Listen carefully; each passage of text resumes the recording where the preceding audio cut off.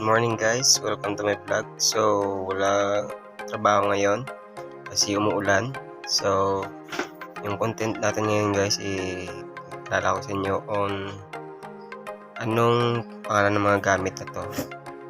Kasi wala trabaho, wala tayong i-vlog. So ito na lang.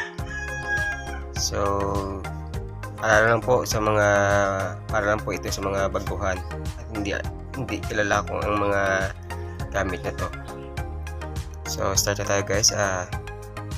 Ito yung blind rivets na 3/4. So kung makikita nyo, mahaba siya. Ito ito naman yung 1/2 na blind rivets.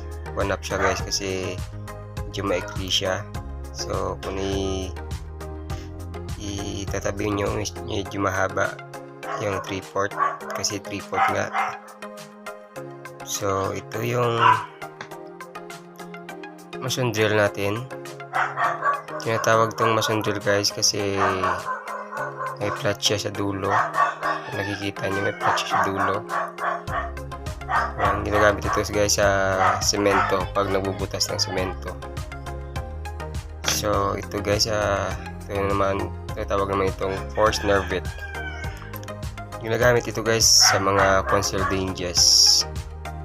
Guys, ito yung bumubutas para makabit natin yung mga concealed hinges natin.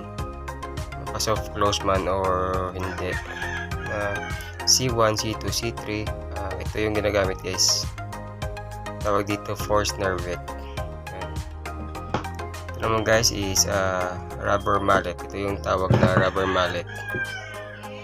Kasi tinatawag itong rubber mallet kasi rubber siya. So ginagamit naman ito guys sa pagkakabit ng tiles. So mas mabilis itong ikabit kaysa gamitin nyo yung martilyo. May tendency pa na mabasag. So yun lang guys, sana may natutunan kayo sa aking vlog. So don't forget to like, share, and subscribe para sa iba't iba ko pang mga video. So bye!